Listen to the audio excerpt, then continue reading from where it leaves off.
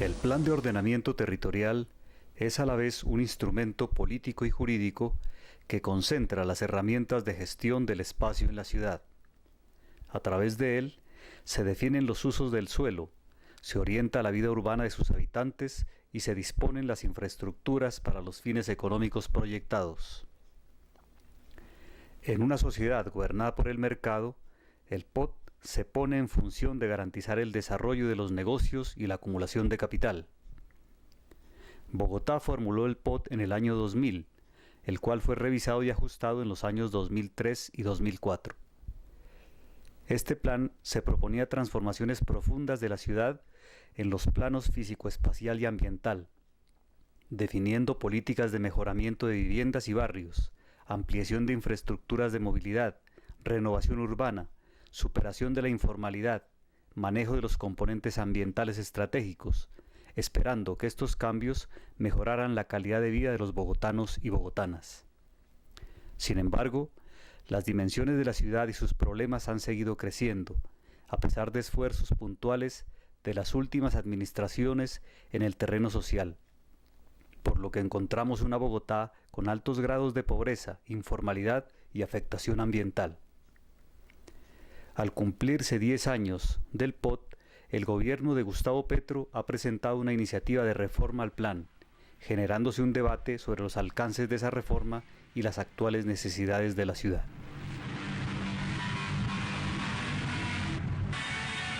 La ruta, digamos la vía, el camino del ordenamiento territorial está en juego en esta modificación excepcional y está en juego en términos de definir en el mediano y largo plazo cuál es el futuro y hacia dónde va la ciudad. El primer elemento tiene que ver con las transformaciones de orden sociodemográfico que ha habido en Bogotá y que tienen que ver fundamentalmente con el hecho de que cuando se planteó en el año 2000 el POT, que hoy está vigente mediante una revisión que se hizo en el 2003, en los dos casos, en su adopción en el 2000 y en su revisión en el 2003, valga anotar, fueron decretados, primero por el alcalde Peñalosa y luego por el alcalde Antanas Mocos, y que en ninguno de los dos casos hubo una participación ciudadana superior a 2.000 personas, en ninguno de los dos casos. Esto valga la aclaración porque una de las discusiones más fuertes ha sido alrededor del tema de la legitimidad y la representatividad en los procesos de participación. En síntesis, cuando se hizo esas revisiones, las proyecciones de población se hicieron sobre una Bogotá del censo del año 95, que establecía que para el año 2012 Bogotá tendría alrededor de 750.000 habitantes más de los que efectivamente hoy tenemos. Voy a ir muy rápido por efectos del tiempo. El tema de incorporar en el ordenamiento territorial todas las dimensiones y las variables sociodemográficas que tienen cambios importantes en la ciudad ahora y hacia un futuro. El segundo tema que nos motiva en términos del ordenamiento territorial tiene que ver con el cambio climático. La realidad del cambio climático ya se vive en Bogotá y particularmente las inundaciones de los años 2010 y 2011 fueron muy fuertes.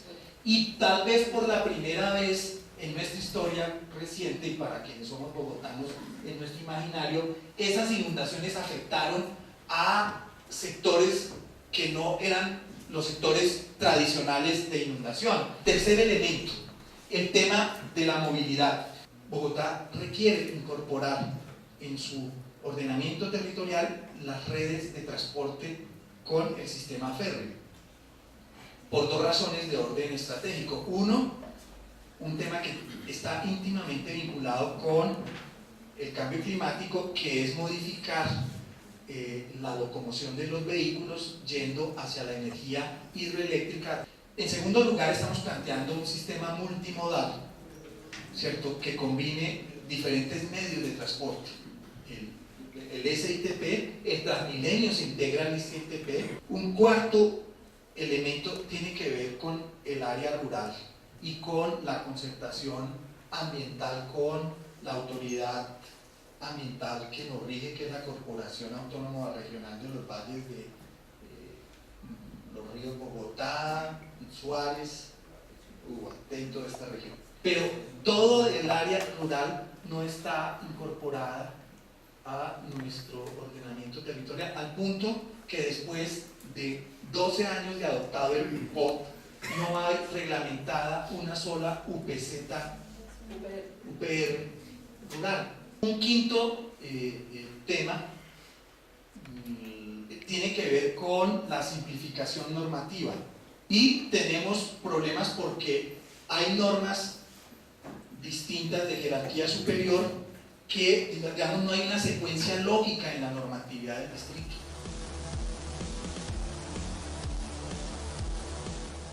Unos elementos para la consideración de la discusión política. Nosotros estamos planteando una modificación excepcional, pero hay gente que considera que no se puede hacer la modificación. Miremos algunos intereses que están detrás de que no se pueda hacer la modificación. Pues estamos hablando, en primer lugar, de cómo logramos unas estrategias que permitan llegar a la ciudad que plantearon en el POT del 2000. Plantearon básicamente 3 o 4 elementos de la ciudad. Una ciudad compacta, una ciudad sostenible, una ciudad competitiva y una ciudad integrada a la región. Nosotros decimos, estamos de acuerdo con eso, pero con lo que no estamos de acuerdo es con las estrategias para llegar a esos factores. Con relación a una ciudad compacta, tenemos dos cosas de fondo. Creo que ustedes en las preguntas nos ayudan a presentarlas mejor. Uno, limitar la expansión de la ciudad, cerrar la expansión de la ciudad. Dos, no desarrollamos el plan norte, ¿cierto?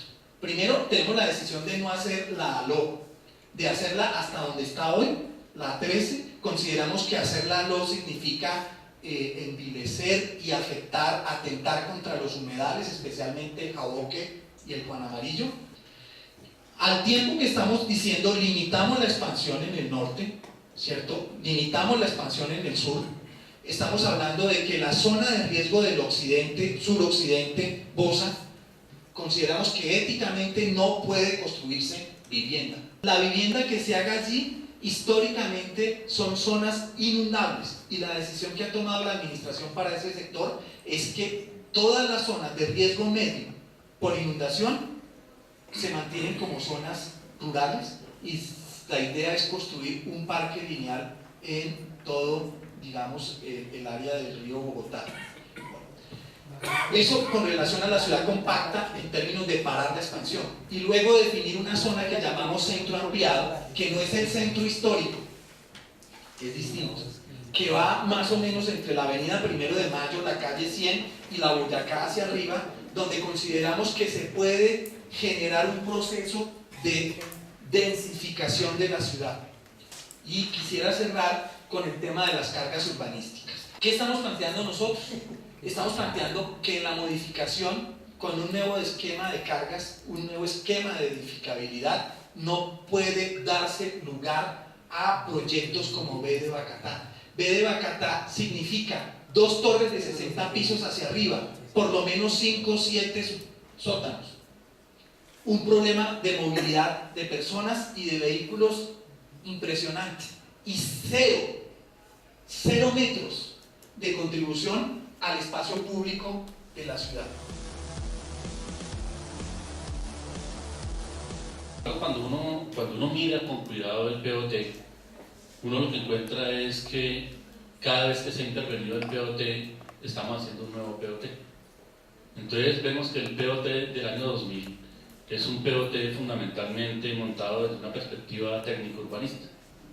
Cuando uno mira la revisión que se hace en el año 2003-2004, que estaba Carmen Saldías en planeación, pues uno lo que encuentra es que el POT cambió.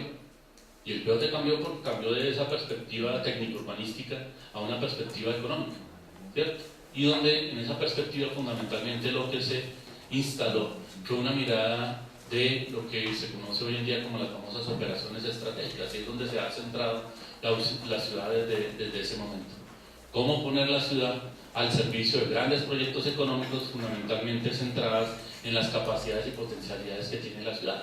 Y entonces ahí aparece todo el tema del Plan Centro, aparece todo el tema del Aeropuerto El Dorado, aparece Ciudad Salud, aparecen una serie de proyectos estratégicos para el capital nacional e internacional. Y viene la versión del 2013 que uno podría calificarla con una perspectiva que ni es económica ni es técnico-urbanística, sino es una perspectiva política, ¿sí? Y entonces cuando uno oye la argumentación establecida en torno a por qué hay que hacer los ajustes del POT, hacia dónde debemos orientar el POT en términos de las necesidades de la ciudad, pues uno dice sí, estamos de acuerdo. Pero cuando uno entra a mirar efectivamente cómo ese discurso, ¿cierto?, cómo esa formulación política se traduce efectivamente en términos de la propuesta que hay al interior del POT, pues uno encuentra que no hay concordancia entre lo uno y lo otro, ¿cierto?, que hay una serie de dificultades allí, o sea que lo que expresa la búsqueda política no se refleja en la formulación técnica que se hace del POT, y ahí hay una contradicción muy fuerte.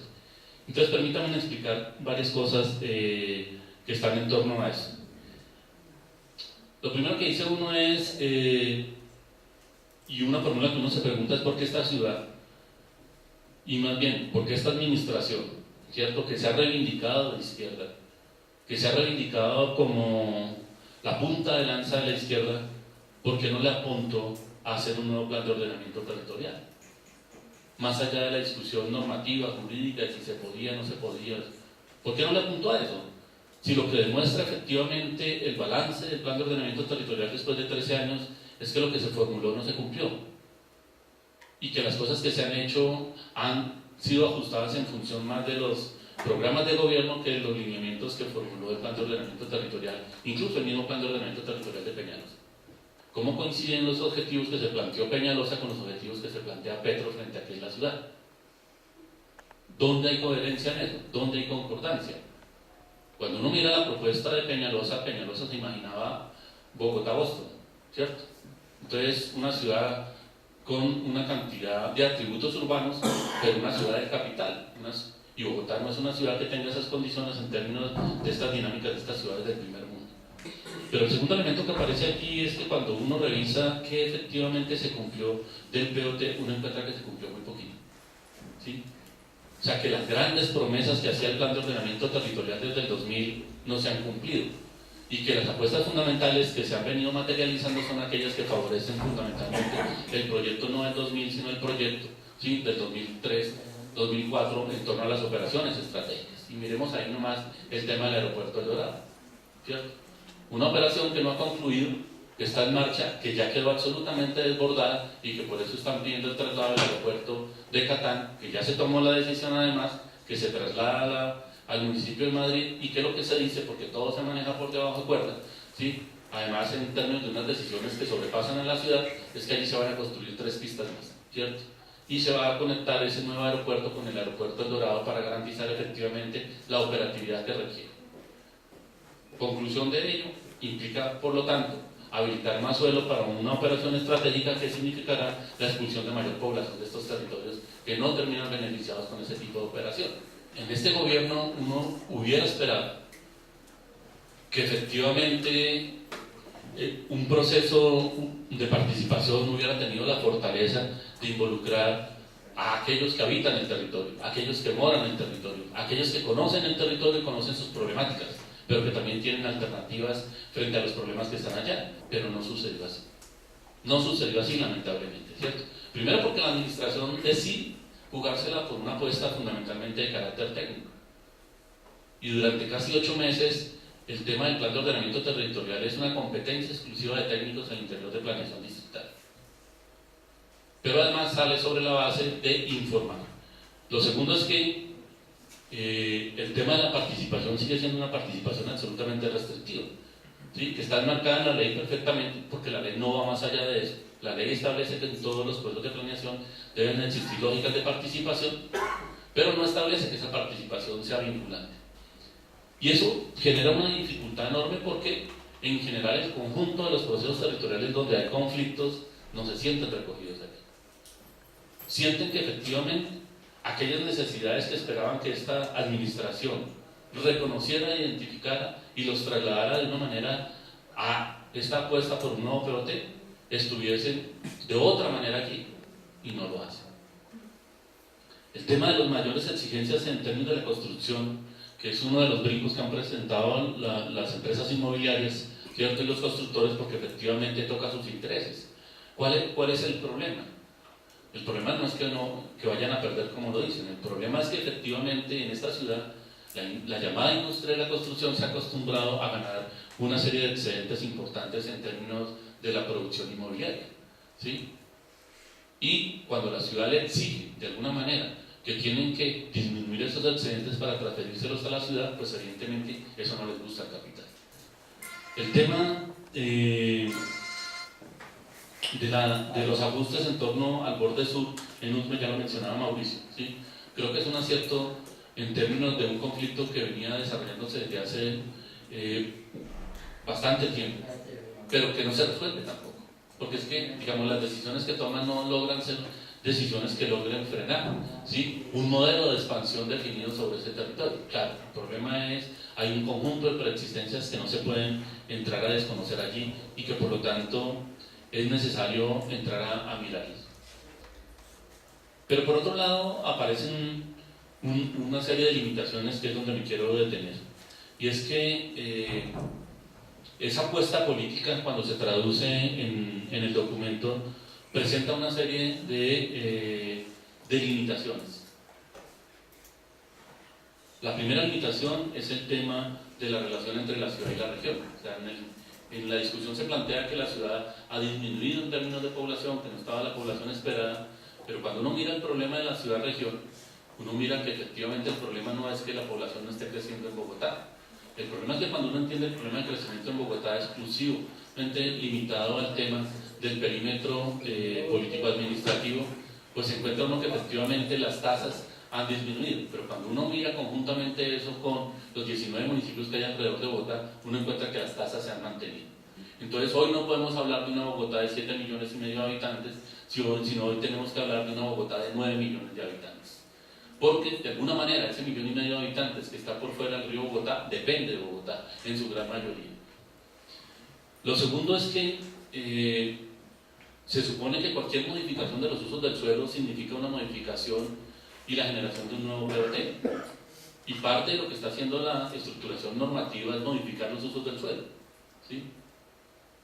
Cuando se plantea la posibilidad de que existan usos mixtos en toda la ciudad, cuando se plantean una serie de delimitaciones y restricciones, ¿sí? Como aquellas que tienen que ver con densificación, estamos haciendo una modificación de los usos del suelo. Nos dicen que esta ciudad no es una ciudad densa, y yo creo que ahí se equivocan los estudios que hace planeación. Hay estudios desde los años 90 y estudios a comienzos de esta década también que demuestran que evidentemente Bogotá es una ciudad absolutamente densificada, ¿sí?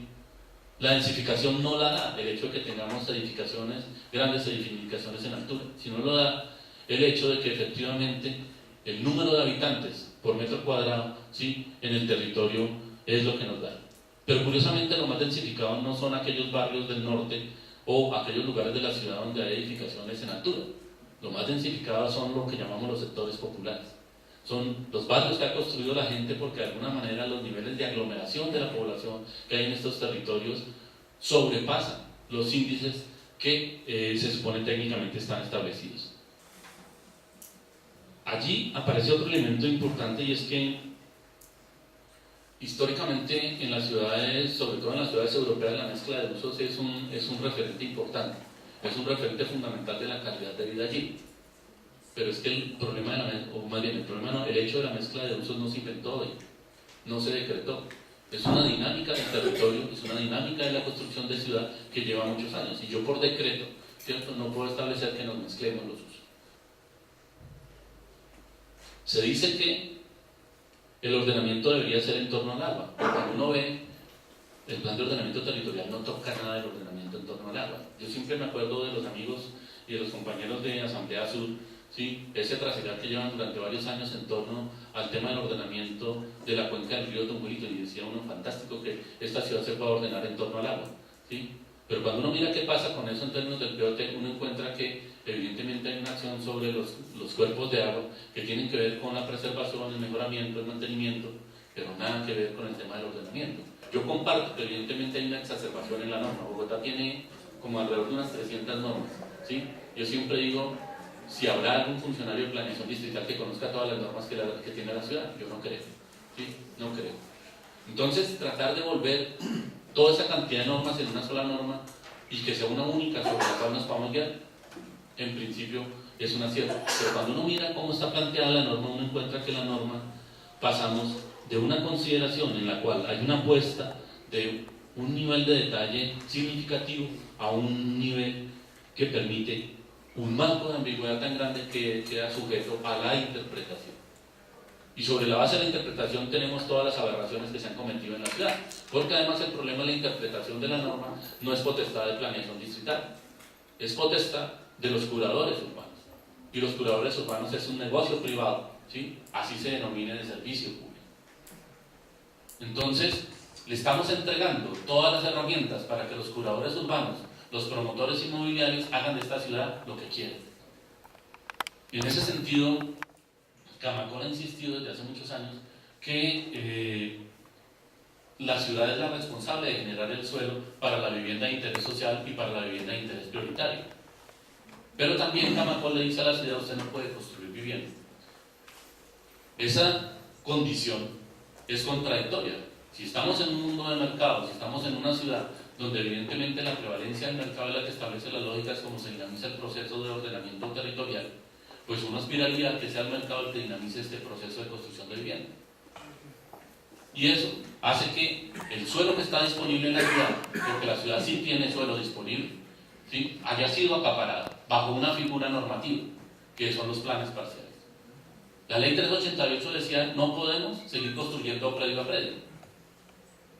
Debemos hacer planes parciales con áreas superiores a 20 hectáreas para que se puedan desarrollar.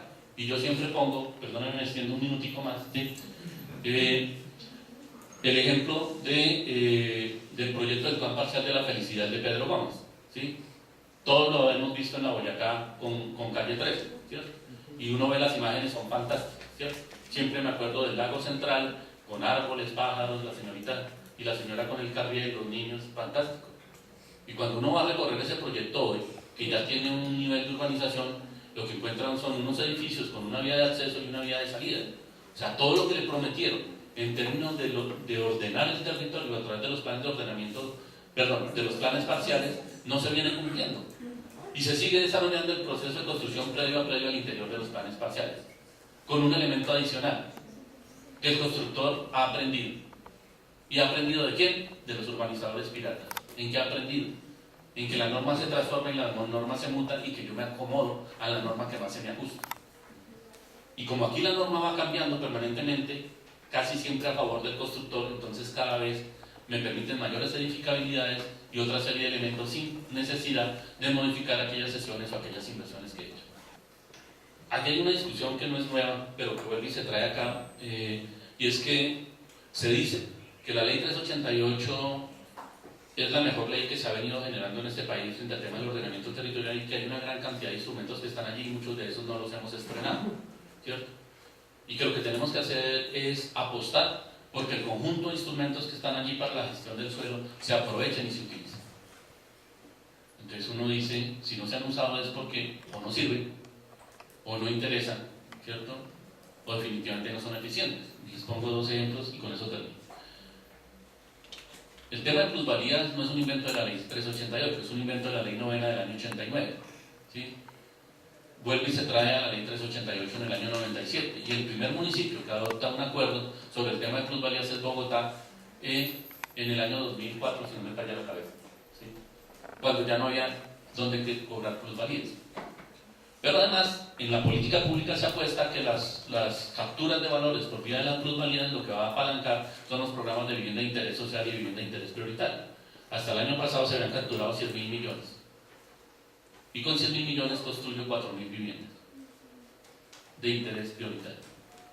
Hoy se nos dice que además hay que implementar, y se plantea como una novedad, un nuevo elemento a dinamizar, y es el índice de edificabilidad.